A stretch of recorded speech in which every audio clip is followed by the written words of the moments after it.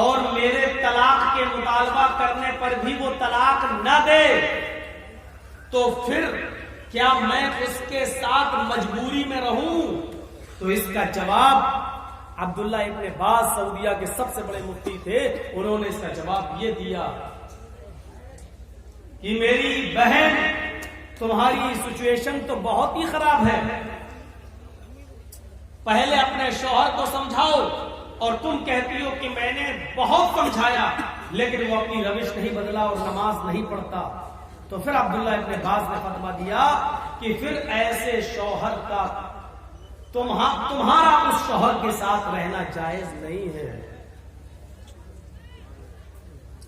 کہا کہ پھر وہ مجھے طلاق نہیں دے، تو کہا اس کو طلاق دینے کی ضرورت ہی نہیں ہے، کیونکہ وہ آدمی اسلام کے بہت بڑے رکن کو چھوڑتا ہے، اس لیے وہ اسلام کے اندر داخل ہی نہیں ہے۔ لہذا جب وہ اسلام کے اندر داخل نہیں ہے تو پھر ایسے شخص کے ساتھ تم کیسے رہ سکتی ہو جو غیر اسلام کے اندر ہو، جو اسلام کے اندر داخل نہ ہو؟ لہذا تم آزاد ہو اور چند لوگوں کو بٹھا کر اعلان کر دو کہ میں اس آدمی کے ساتھ نہیں رہوں گی، اور ایک پیریڈ، ایک مہینے کا، ایک حیض کا ایک پیریڈ جو عورتوں کو مہینہ آتا ہے MC، اس کا انتظار کر کے تم دوسرا نکاح کر سکتی ہو کسی مومن سے۔ یہ عبداللہ ابن باز نماز ہی نہیں پڑھتے۔ میں یہاں ان کی بات نہیں کر رہا ہوں جو نماز نہیں پڑھتے، جو پڑھتے ہیں ان کے لیے اللہ وہ بھی نماز میں اللہ اکبر اللہ اکبر سمع اللہ لمن حمدہ اللہ اکبر، وہ کوے کی چونچیں جو ماری جاتی ہیں وہ اس کا بھی ذکر میں نہیں کرتا۔ خشوع اور خضوع، خشوع اور خضوع،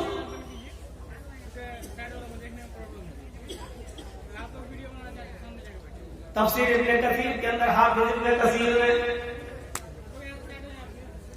نقل کیا ہے کہ صحابہ کرام جب نمازیں پڑھا کرتے تھے تو ان کی نمازوں میں ایسا خشوع و خضوع ہوتا تھا کہ پرندے جو اڑا کرتے تھے ان کو کھڑا ہوا دیکھتے تھے تو ان پرندوں کو یہ محسوس ہوتا تھا کہ کوئی سوکھا درخت کھڑا ہے، اور وہ پرندے ان کے سروں پر آ کر سوکھا ہوا درخت سمجھ کر ان کے سروں پر آ کر بیٹھ جایا کرتے تھے۔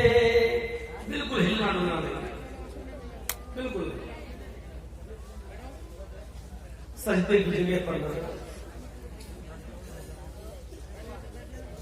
عبد الرحمن ابن مہدی ایک جلیل القدر محدث گزرے ہیں، کوفہ یا بصرہ کے رہنے والے تھے۔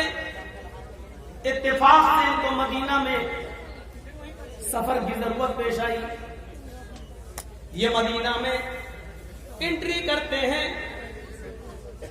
عبد الرحمن ابن مہدی مدینے کے اندر انٹری کرتے ہیں اور اسی مسجد کے اندر نماز پڑھنے چلے جاتے ہیں جس مسجد کے اندر امام مالک رحمۃ اللہ علیہ نماز پڑھایا کرتے تھے۔ نماز کا وقت ہو گیا، امام مالک نماز پڑھانے کے لیے کھڑے ہو گئے۔ عبد الرحمن ابن مہدی کے کاندھے کے اوپر ایک چادر تھی، ہوتا نا ہم لوگ سفر کر رہے ہیں تو گمچھا ڈال دیا اپنے سر پہ، نکل گئے، پسینہ نکلا پوچھ لیا، پھر کندھے پہ گمچھا ڈال لیا۔ عبد الرحمن ابن مہدی کے کاندھے پر ایسی گمچھے ٹائپ کی چادر تھی، انہوں نے نماز شروع کرنے سے پہلے وہ چادر اتاری اور انہوں نے اپنے سامنے رکھ دی۔ جیسے ہم لوگ نماز پڑھتے تو چشمہ اتارا اور چشمے کے ڈبی میں رکھا اور آگے رکھ دیا، یا کوئی رومال منہ پوچھا اور آگے ڈال دیا، اللہ اکبر، کھڑے ہو گئے۔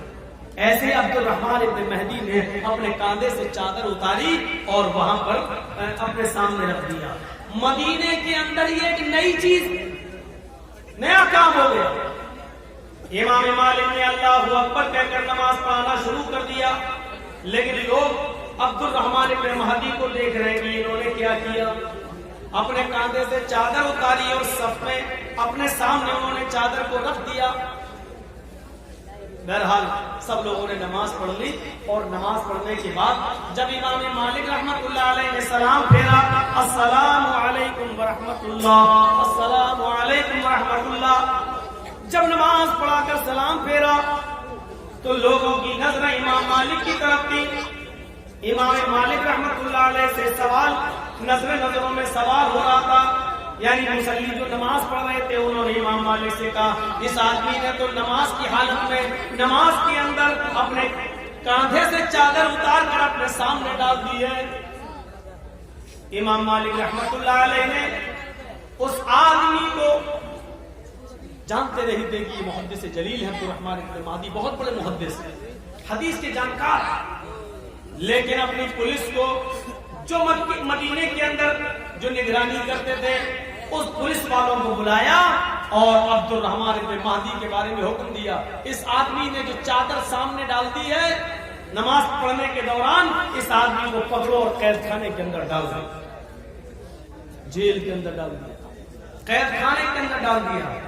لیکن اتفاق دیکھیے شام تک امام مالک کو پتا چلا کہ جس آدمی کو ہم نے گرفتار کر کے جیل میں ڈالا ہے وہ تو اپنے علاقے کا بہت بڑا محدث ہے, بہت بڑا عالم ہے. اس علاقے کے لوگ اس کو بہت بڑا امام مانتے ہیں, بہت بڑا محدث مانتے ہیں.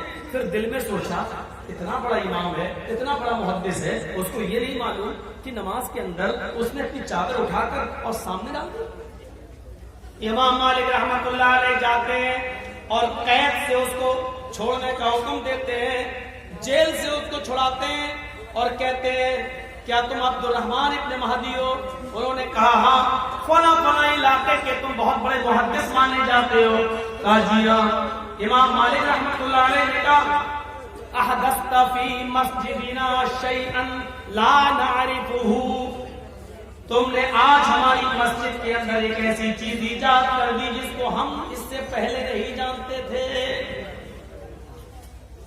ہمارے پورے مدینے کے اندر کوئی بھی شخص نماز کی حالت میں اپنے سامنے کچھ نہیں رکھتا ہے. تم نے آج ایک نئی چیز ایجاد کر دی ہمارے مدینے کے اندر. وَشَغَلْتَ الْمُصَلِّينَ بِالنَّظْرِ إِلَيْهِ, اور تم نے نماز پڑھنے والوں کی نظروں کو اپنی طرف مائل کر دیا. سارے نمازی تمہاری چادر کو دیکھنے لگے, ان کی نمازوں میں ڈسٹرب ہو گیا. آئندہ خیال رکھنا نماز پڑھنے کے لیے جب یہاں آؤ تو کوئی بھی چیز تم اپنے آگے نہیں رکھو گے. اس سے پتا چلتا ہے کہ ان کی نمازیں کتنی خشوع و خضوع والی ہوتی تھی. نماز پڑھ رہے, ہمارے ہاتھ رومال نکالا پھر رکھ لی, نماز پڑھ رہے ہیں, کھجاتے جا رہے ہیں, داڑھی پکڑتے جا رہے ہیں, گھڑی بھی دیکھتے جا رہے ہیں. اور کبھی کبھی تو ایسے بھی ہو جاتی نظر, پورا ایسا نہیں, بغل والے کو دیکھ لیا جاتا ہے کہ کیا کر رہا ہے. ایک چیز پر اگر اتنا لمبا بولوں گا تو بات لمبی ہو جائے گی. تو مسلمان مومن, کامیاب مسلمان کی, کامیاب مومن کی پہلی پہچان کیا ہے, پہلی صفت کیا ہے کہ وہ پانچوں وقت کی نماز کے ساتھ ساتھ نماز میں خشوع اور خضوع, ادھر ادھر کی باتیں نہیں. ورنہ شاید ہم نے یہاں سنایا تھا کہ کہیں اور سنایا تھا, یاد نہیں. ایک امام صاحب نماز پڑھ رہے تھے اور نماز پڑھانے کے بعد جب سلام پھیرا تو ایک آدمی کھڑا ہو کے کہنے لگا مولانا صاحب آج آپ نے 3 ہی رکعت پڑھائی ہے. امام صاحب کہتے ہیں 3 پڑھائی, ہو سکتا ہے بھول چک ہو گئی. سارے نمازیوں سے پوچھا کیا یہ صحیح بول رہا ہے؟ سارے نمازی جتنے لوگ مسجد میں تھے کہنے لگے نہیں آپ نے 4 پڑھائی ہے. امام صاحب بڑے دودھا میں پڑ گئے, اکیلا یہ کہہ رہا 3 پڑھائی, سب کہہ رہے 4 پڑھائی.